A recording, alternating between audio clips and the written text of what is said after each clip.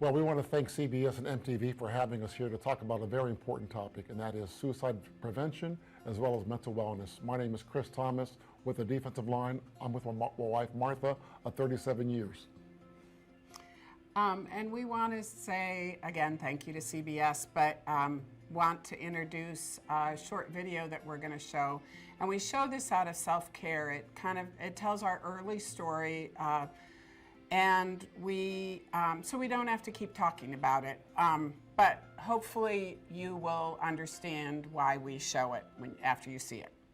Like, looking back on everything, I'm like always like, how did I miss this? How, like, I go through every day and I'm like, how did I miss like my sister like being so sad?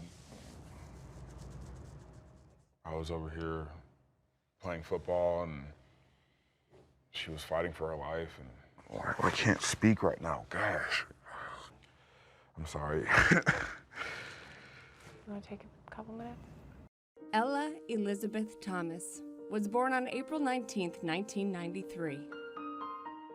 Named after singer Ella Fitzgerald, she was a fighter from the beginning. She was 9 weeks premature. They said if she lived, she would be very sick and only had a 50% chance of survival and probably would not be well. And she was well. And then little brother Solomon comes along. And what was her reaction to having a sibling? She loved it. She loved it. Very first thing, baby, sit up.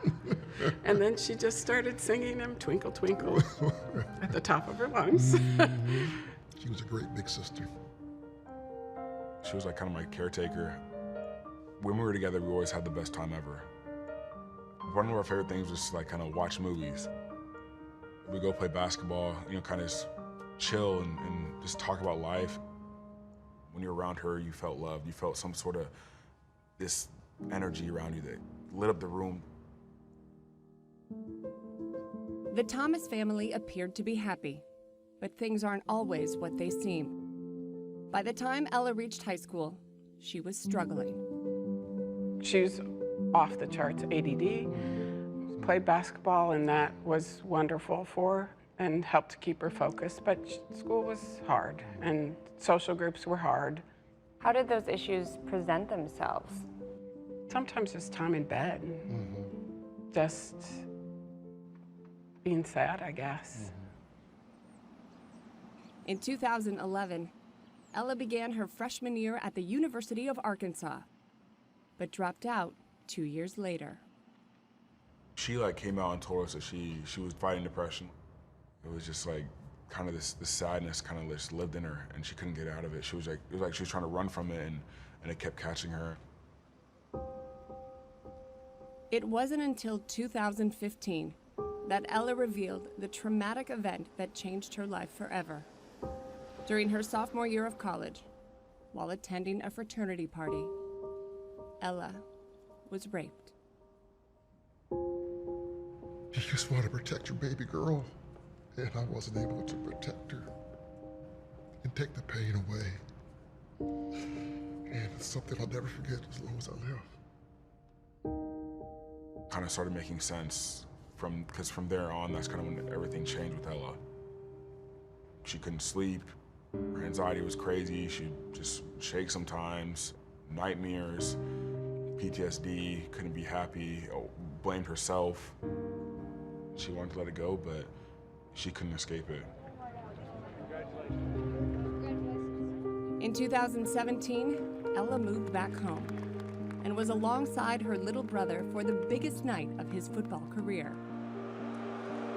With the third pick in the 2017 NFL Draft, the San Francisco 49ers select Solomon Thomas. As a family, it was the most beautiful night. We were all so happy together. Ella was so happy for her brother. So beautiful. Beaming with pride, Ella was a fixture at Levi Stadium during Solomon's rookie season. The Thomas family spent September through December cheering on number 94. it seemed like a wonderful time, and now we know it was a sacred time. Because after that, everything unraveled, and it was bizarre. After Christmas, her moods were switching really bad. I would always ask why are you so sad, or like, why are you continuing to be so sad? And she's like, I just can't be happy. She's like, it's not there. On January 23rd, 2018, Ella Elizabeth Thomas took her own life. She was 24 years old. I feel my heart hurting. It just hurts.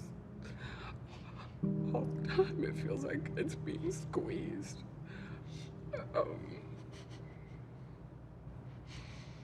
You know, every day I pray, thank God for the 24 years we had with Ella. I wish it could have been a whole lot more.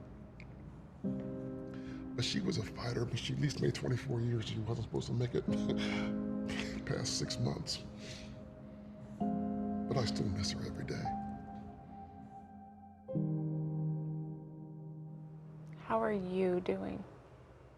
It really depends on the day.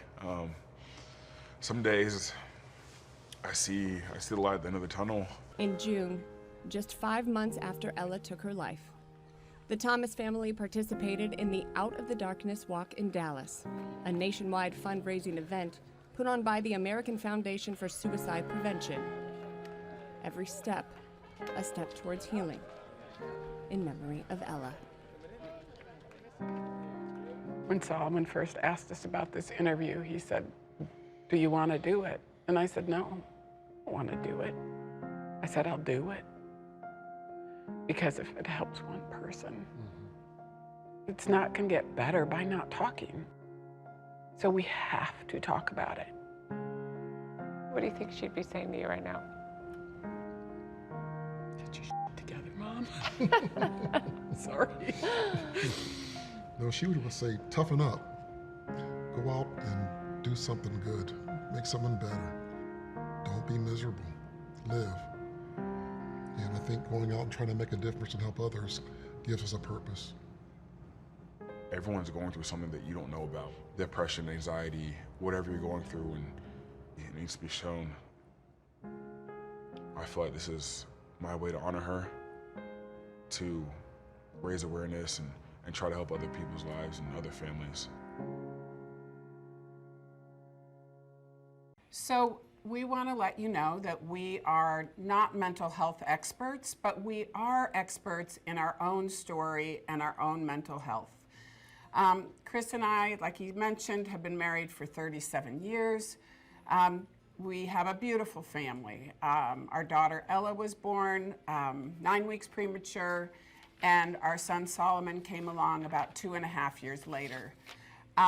We've had quite a life. Our son Solomon was recruited heavily in the Dallas metro area to play football. Went to play football at Stanford and wound up being the 3rd pick in the 2017 draft by the 49ers. Our daughter Ella, who was, like I mentioned, was 2.5 years older, struggled with some anxiety and depression, but really lost that fight in January of 2018 when she died by suicide. So Chris and I are the parents of an NFL player as well as suicide loss survivors. Yeah, and I'm also a survivor of physical, racial, and sexual abuse, and I share that because it's important for you to recognize our story and the fact that my surviving that has enabled me to talk about how it's important for leaders to recognize those signs in young people, and that's what we incorporated it into our suicide prevention workshop, our mental wellness workshop. So the other thing, as you saw in the video, we were a very happy family, and a lot of times when you think about mental illness, you don't see a face like Ella, you don't see a face like Solomon. I mean, Solomon almost took his life as a result of losing Ella. So we want to talk today about why we exist. And we exist because under the age of 24, there are 17 people dying by suicide. That's 2/3 the size of a Boeing 737. So that's why we're here to talk about why it's important. Also, because it's also rising amongst kids of color. It's 2 to 3 times the rate for kids of color who are dying by suicide. So we think it's really important to talk about it, because when we do that, we can then normalize the conversation and help make this a discussion to help save lives. And the other piece is, aside from African Americans, it's a huge issue amongst Latino females.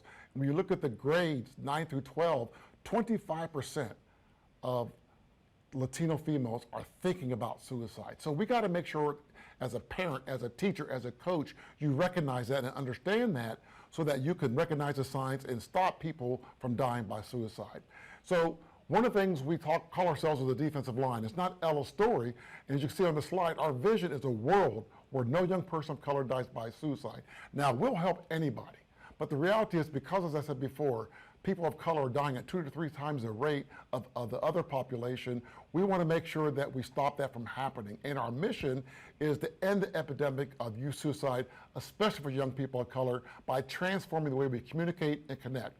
And the 2 key words there are communicate, having everyday discussions so we make sure that we don't bring shame and guilt to the topic, and connect, because we know that when people die by suicide, they're typically in isolation. They're typically feeling like they don't belong, that they aren't worthy. So that's why we talk about it in a big way, and that's why we don't call it Ella's story, because it's bigger than Ella. It's about helping other people defend against the myths, defend against some of the stereotypes, and make sure people show up 100%, feel like they're worthy, and they should be a part of this world. So we're ordinary people that are leading with our personal experiences with suicide and mental health to teach others how to have meaningful conversations about suicide and mental health, to teach other people how to connect and relate to each other, how to listen to each other. And one of our key points of difference is we feel we're very actionable, we're very vulnerable. You saw on that video Solomon, a 6'4", 6'3", 280-pound behemoth, sharing his emotions, sharing that it's okay to not be okay, making sure that you understand there's a full range of emotions in the human life, and it's important to experience all of those. The other thing is, we're focused on people of color because, as I said before, it's an issue that's under-researched, it's under-resourced, and we know that it's an epidemic, and we got to find a way to stop it from happening amongst people of color. And it's important that we talk about some of the viruses or issues that are causing people to die by suicide: bullying, sexism, racism, unconscious implicit bias. All these things have a role. And the key thing we want to do, as Martha's going to talk about here, is we want to be proactive. So we love this quote by Desmond Tutu. There comes a point when we need to stop pulling people out of the river. We need to go upstream and find out why they're falling in. This allows us to get upstream, to move to the cause of the problems, to maybe stop the problem before it gets too bad. So we understood after January 23rd of 2018 that we wanted to turn our pain into purpose. We didn't want anybody else to go through the kind of pain that we've gone through. And that's why we have these parent universities, and we're so glad that CBS and MTV are giving us this opportunity. But we want to make sure that our program was evidence-based. So we use experts from Luminosa, Work to Be Well, American Foundation for Suicide Prevention. We consulted with key doctors like Dr. Michael Lindsay from New York University, Dr. Stephen Stahl from the Neurological Education Institute, and Dr. Kelly Moran Miller from Stanford, to make sure we have an evidence-based framework to share with people like yourselves, so that we can not have others go through the pain we've gone through by not knowing the warning signs and not being able to create, as Martha's going to share with you, a mentally health environment for everybody.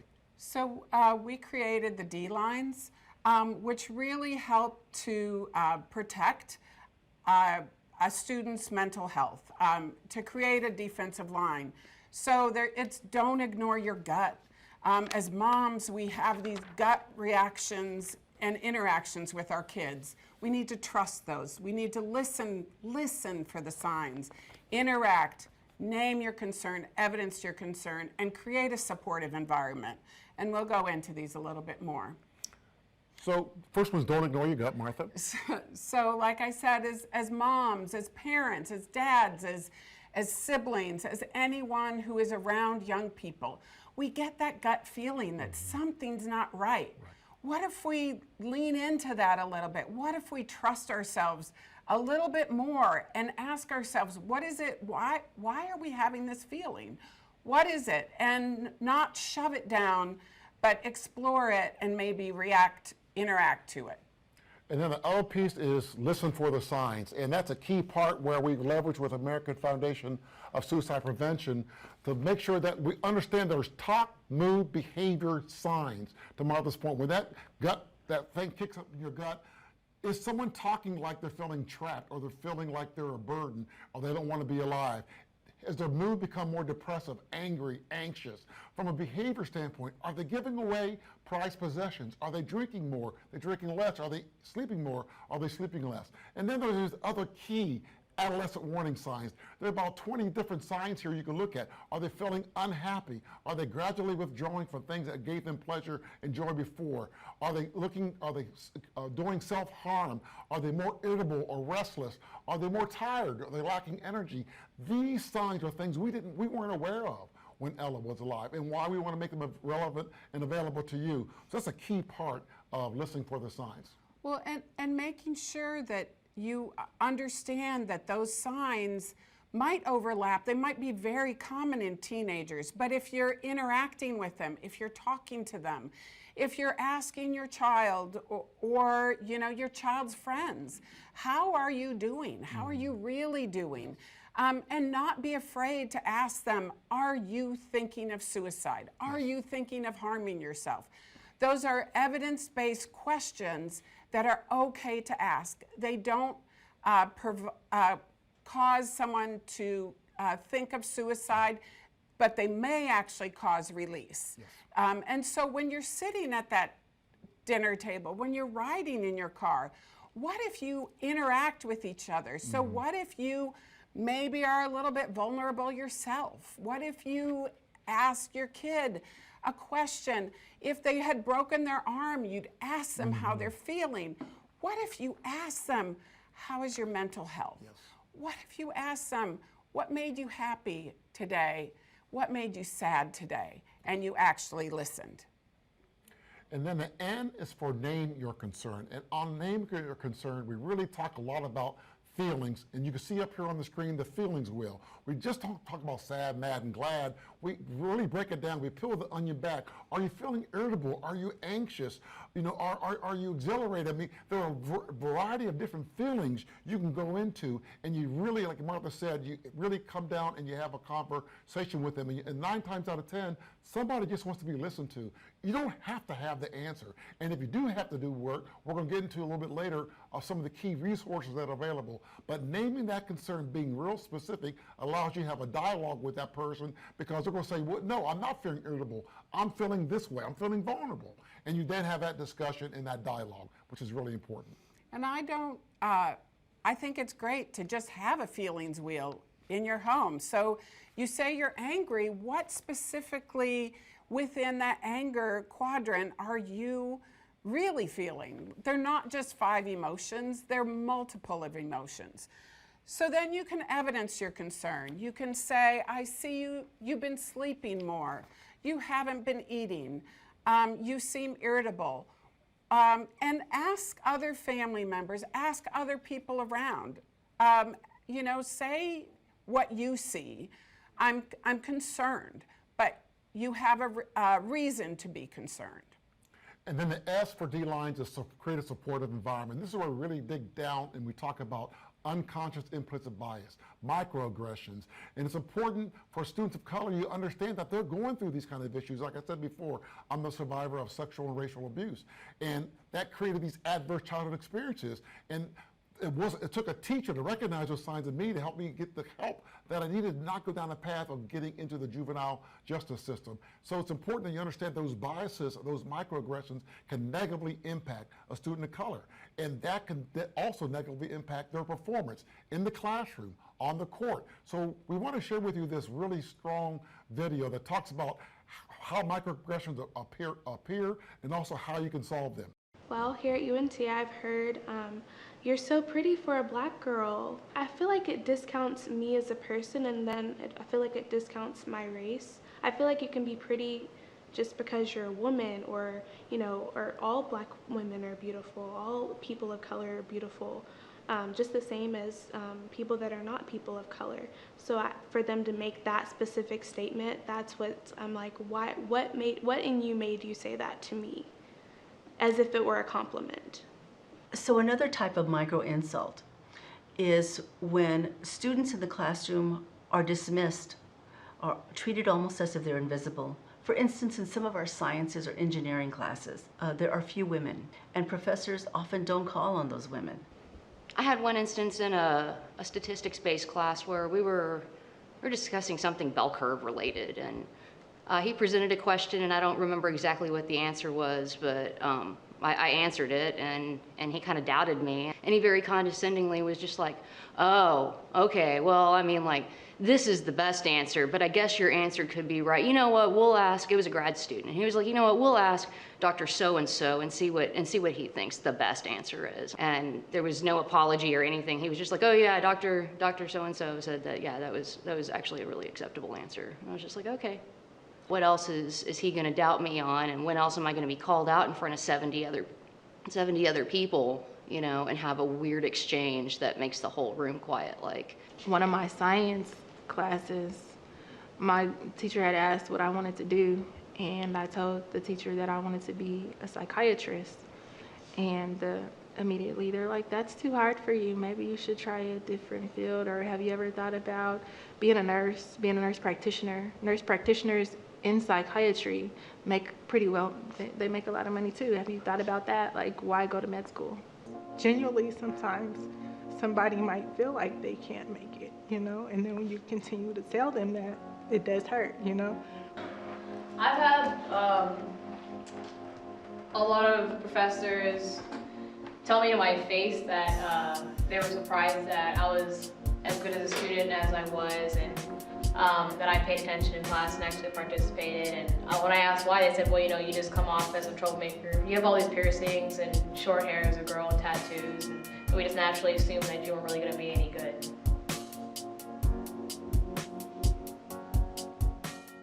So we focus on youth of color and their mental health because of ACEs. And any child can have ACEs. They're adverse childhood experiences, they can be traumatic, and they can range in all sorts of areas. So children who have experienced ACEs are much more likely to have struggle in school and have emotional and behavioral challenges.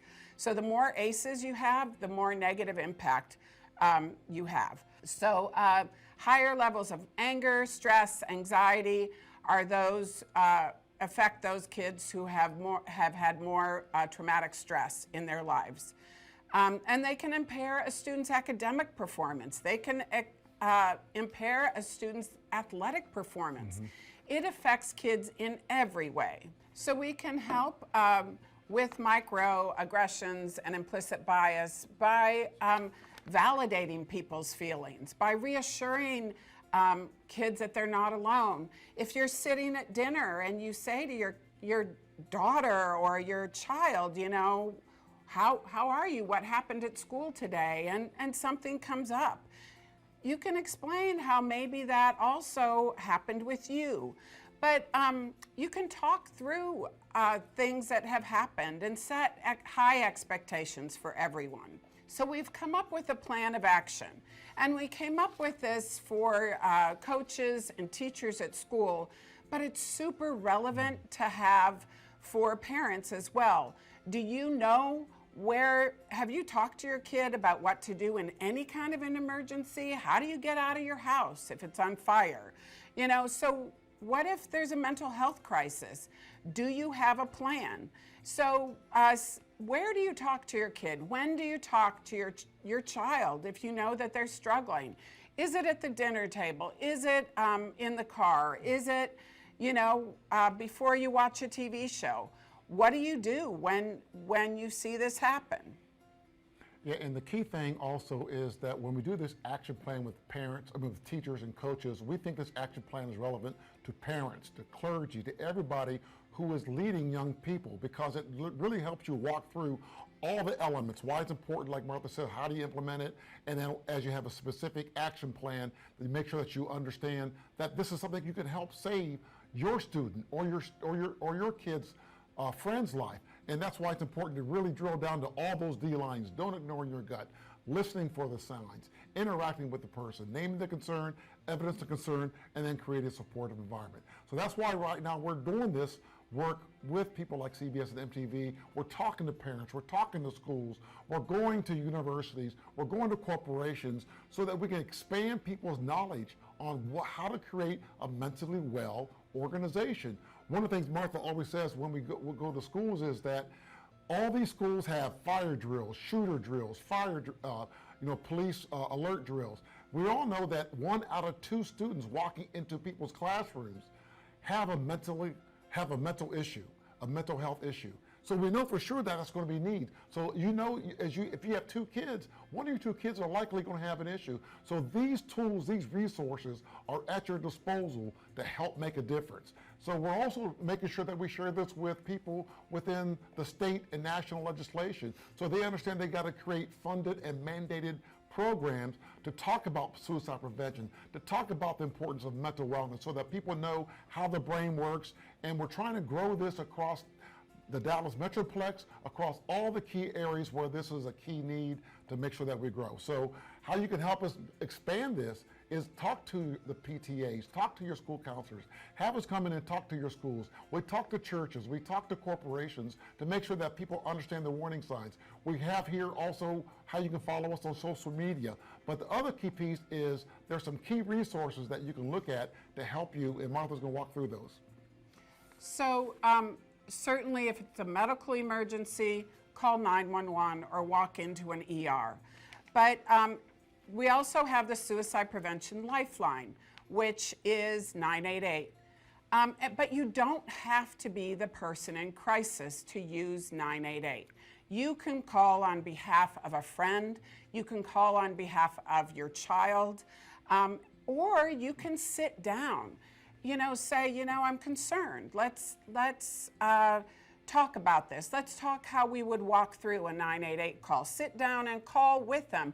Or as, most of the young people like, text 988, text to 988, do it with them. Make sure they've got it in their phone that they can text, and text, I've got some questions about suicide. I'm struggling. They also connect you to local resources. And there are several local numbers out there that you can call. But 988 can connect you to many of those as well. And the other screen here you're seeing are all the other national resource lines are available, like NAMI. There's also RAIN. There's also the ones for veterans, because there's a variety of special, there's also one for the Trevor Project. All of these local resource numbers can help you if you have a specific issue from a mental illness or a suicide issue. And use these at your disposal, like Martha said, ahead of time, because they will walk you through the crisis and they help give you the resources and tools you need to have the conversation. Another great resource you'll see on the screen is AFSP, because they have some great role play models of how to have a conversation, how to have a real conversation. They role play it for you so you can walk through these, and you can also visit, as you see on the screen, thedefensiveline.org. So all of these resources are available that you can look at before the piece or before the issue. You can text it. You can also make sure that you leverage 988. As Martha said, look at it before the fact. So we started this organization in honor of our daughter, Ella, and she's been our reason why. And we went to hours and hours of therapy, and we also went to a suicide loss support group. And in that support group, we learned from other friends of suicide loss that how much her friends were affected. So her friends, her community became our reason why. Our community here in Dallas, the Dallas metro area, became our reason why. And now it's anyone. Can we save anyone's life? Can we help encourage better conversations that make a difference in people's lives? So we thank you for this opportunity to share our story, how you can make a difference in your own home, in your own community, and save lives. And we thank you for the opportunity, CBS and MTV, and we appreciate it. Thank you. there comes a point when we need to stop just pulling people out of the river. We need to go upstream and find out why they're falling in.